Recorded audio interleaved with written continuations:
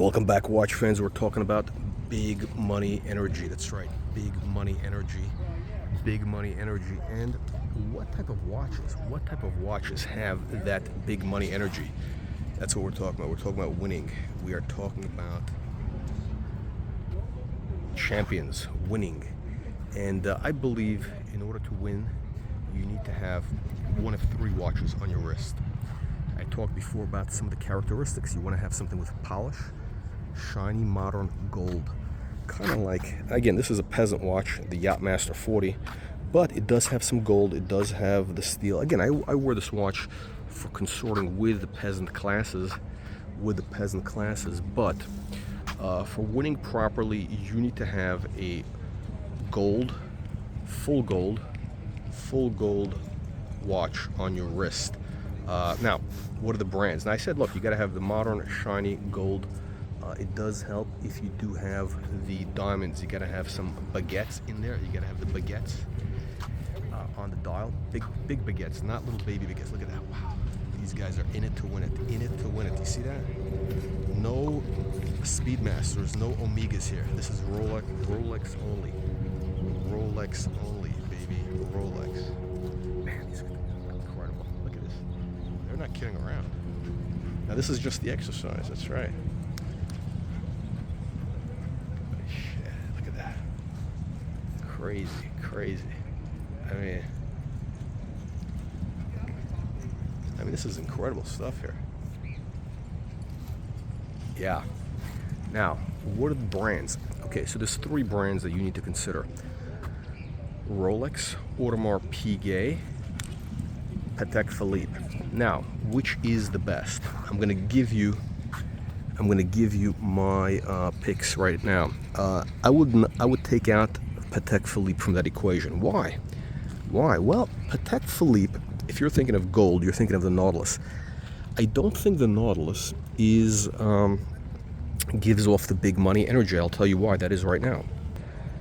The reason the Patek Philippe Nautilus lacks big money energy, even in full gold, I don't care if it's a $500,000 watch. I don't care if it's $1 million watch. The Patek Philippe does not have big money energy. Why? I don't know. Something about the design. Something about, I don't know. It just doesn't have it. It doesn't have the it factor. Okay, it doesn't have the it factor. You know who has the it factor? I think it's a battle between the Rolex Day-Date 40. We're talking about the heavy hitters with the baguettes, or Audemars Piguet Royal Oak in full gold. Whether it's the perpetual calendar, some of the beautiful tourbillons. Look at that. Look at that.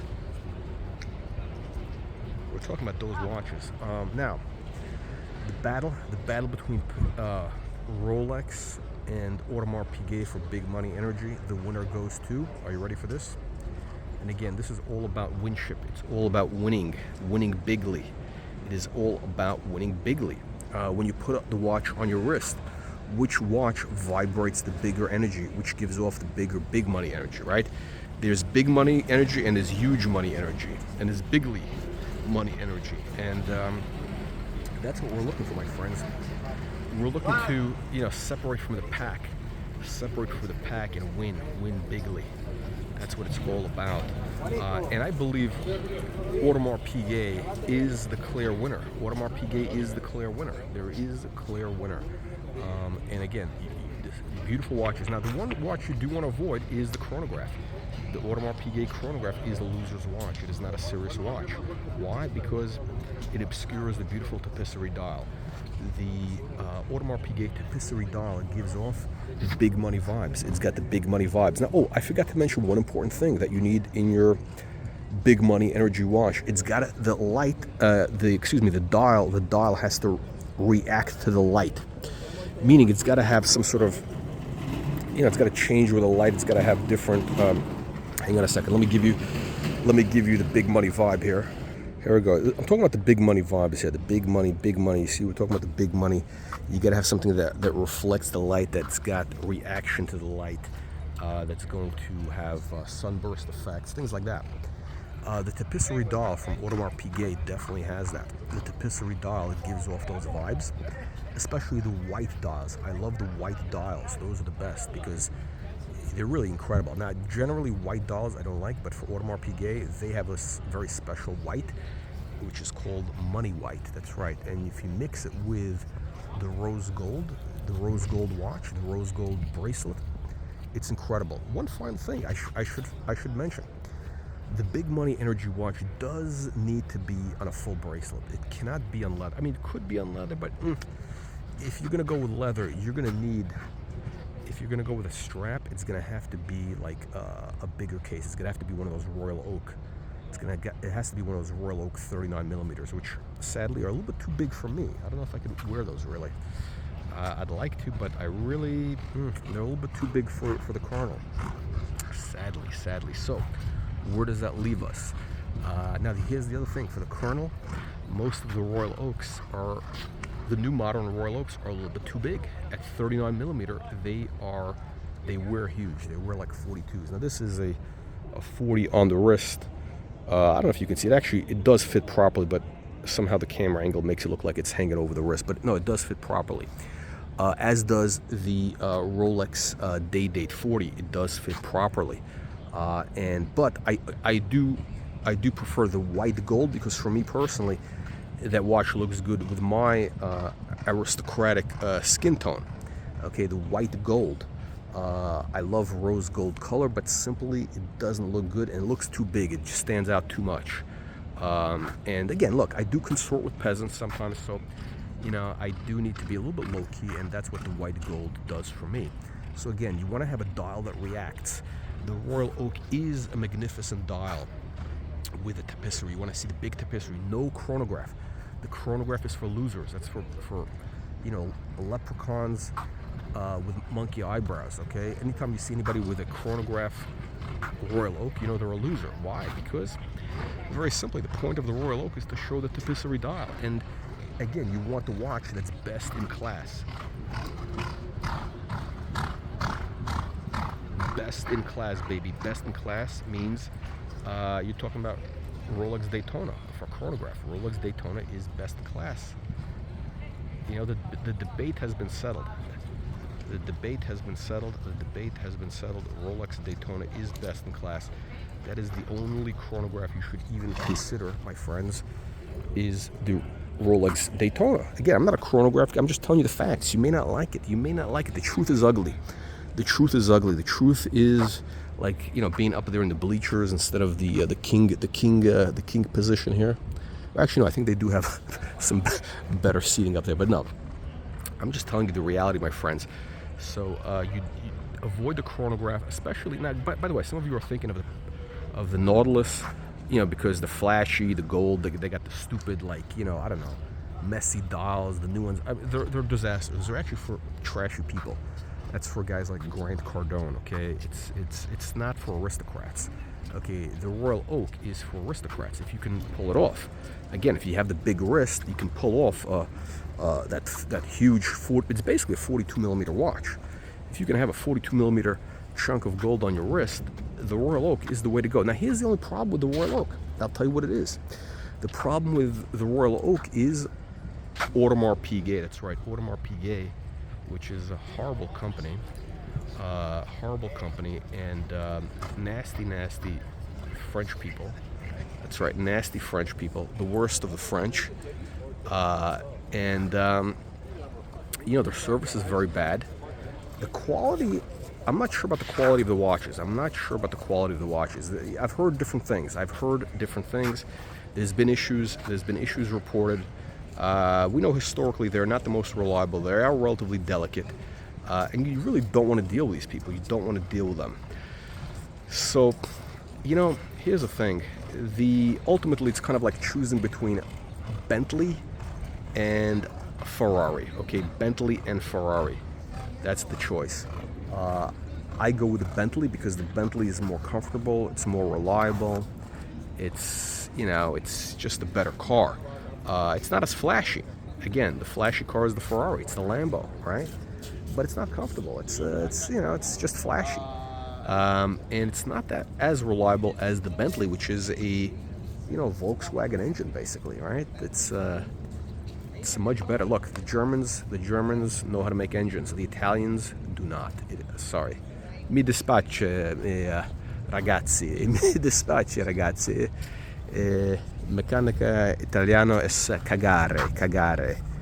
Troppo cagare. Listen, the Italians, they make other things very well. They make beautiful clothes, beautiful design, everything. They have taste, incredible, everything. But for engines, you gotta go with the Krauts. You gotta go with the Langenzoon people. It's just the way it is. You gotta be a realist in life. You gotta be a pragmatic person. So that leaves me with the Rolex Day-Date 40 as the choice. The Rolex Day-Date 40 is the big money. That's right, the Colonel recommends the Rolex Day-Date 40 for the big money energy, and that is my goal, is to get one very shortly. Now the prices are dropping fast. They're dropping faster than, that's right, Bill Clinton's pants in an Arkansas farmhouse circa 1989, when he was in his prime as the governor. He was in that farmhouse a lot when he was governor. You know that. We know that. We know Bill. We know Bill. Friends of Bill, right? I'm not talking about the AA people. That's the reality, my friends. It's unbelievable but true. Now, look, if you want to enjoy more quality content like this, you gotta join as an aristocrat. You've got to become an aristocrat. Look, this is the sport of kings. Horse racing is the sport of kings, and joining this site as a member for $4.99 a month shows the world. Most importantly, it shows you, it proves to you that you are a baron. Not a king, but a baron. Because look, for $4.99 you get to be a baron. That is your official title. So, bottom line, we go with the Rolex Day-Date 40 for reliability. It's definitely reliable. It could take a beating. They have service. You can go swimming. You have no issues, okay? You got no issues with it. It's recognizable worldwide, liquid. It's a liquid market. You can sell to wherever you want. Everybody knows what it is. It is big, brash, in your face. It's like a big, brash American car in the 1950s. You know, when Europe was coming out of the war in the 1950s, 1950, let's call it 1959. You know, they had tiny little cars, little Fiats, because they were poor. The Americans had big, brash Cadillacs, big, huge Cadillacs, big Cadillacs, in your face, baby, in your face. That was the symbol. That was the sign that Americans won the war. That's right. The Germans had tiny little Mercedes with little tin can wheels, that tomato can metal. The Americans had the big Cadillac, big in your face, big tail fins, big lights. You know what I'm talking about, right? That, my friends, is the reality of the world. So again, we got to go with the Rolex, the Day-Date 40, reliability, big money energy, reasonable price also. The reasonable price, I believe the prices will come down to below retail. That's right. I believe the prices will eventually hit below retail in the next few months. We are in March of 2024, and I believe that prices will be coming down to 20% below retail for most of the models. That's right. So any watch that's 40 large today, 40 large, is going to be 30. That's right. Anything that's selling for 40 grand right now, retail price is going to be in the low 30s. We're talking about 29,000 even, potentially. That is how bad prices can drop. Here we are, living the American dream. Living the American. Yeah, there is.